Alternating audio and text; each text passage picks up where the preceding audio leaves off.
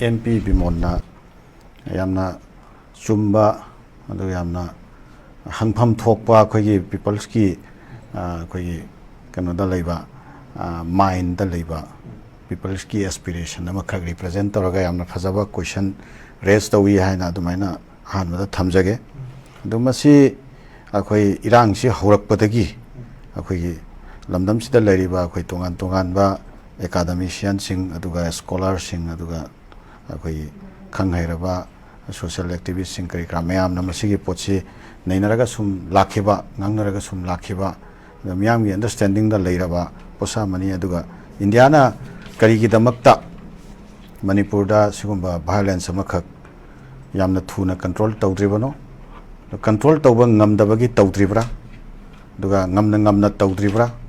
aduga tawdabagi atopa maram adumba hidden agenda leiba chatla adu kari gi dongta tawdribano adu sum indiana sigumba crisis se akhoi solve tawna hotnadraga aduga manipur gi akhoi gi lengak chukli haba tare akhoi gi article 355 sumoina paisan ba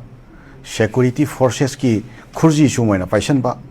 aduga lamdam sida leiriba violence sum control tawdabi sum thamjan ba masi kayam kuina india gi policy program sigi punglonda akhoi si jagoi saraga sigi tuning da akhoi gi praja si hingadori bano haiba sigi yam nena ta da ba praja gi anguish penda ba chaos myam sigi marakta akhoi mp bimolna sumba question si india gi adom ba lenga mapu gi luching purel da sumba wahang pukhalakpa masidi yamna akhoi remarkable oiba adom ba keno mani si thiamane na tumaina lawi ado siga loinana akoina matang sida akoina kitang paningwa to pa fam amana chumna khakki akoi lamdam sidagi MP ama thagatle center da tawriba policy se pendre maduge matang da akhoi sabchaba right question center da thamnana bagi damakta akhoi MP ama thagatle question khara tawre maduna akhoi penthuaga leibanadi lamdam sigi keno se hawjik leiriba akhoi nena ta da ba phibam se masi akhoi healthy oiba adumba honorable oiba peaceful oiba coexistence amada yumpham oiba adumba solution ama lakani haibase akhoi asa tawba ngamde maram aduna akhoi gi miyam chu hangiba question sing asiga loinana akhoi center na sanariba machin ani longba policy se misige mayokta chapchana lepaga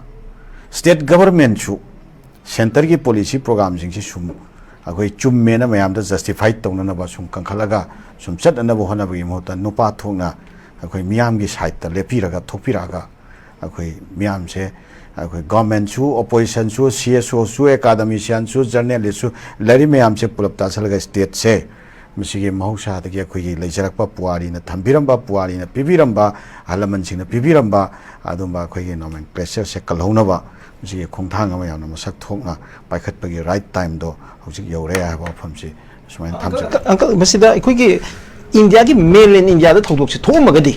housing central government na piri response pi ga ba question ne ba public na jo hange journalist so hange mayam na jo hange masi question se again Gujarat da hair ba thodok se thom men lawre adu ga da koi da mana da ba mi yeng khari yeng bi hai ba gi adu bi sentiment du ne ba public te le je ka evening asi taseng na munna khandhar ragadi adu India gi lengak mapu sing sine ikai khangba lengak mapu ram tharagati masi wahangsi masidi akhoi haing phawba khoi puari na leri khoi muttana le horagadaba adugomba matam amada manipur de karakpa crisis marakta aduga turmoil marakta pendraba miyamna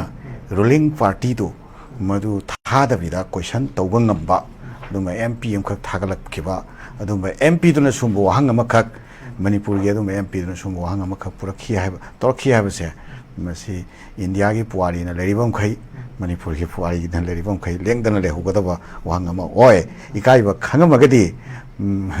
India gi leri ba luchingba singse world community gi mamangda aduga India gi miyam gi civic sense leiba miyam gi mangda mamai utpa ngamoidabani haba wafam si thamjake okay uncle yam no aje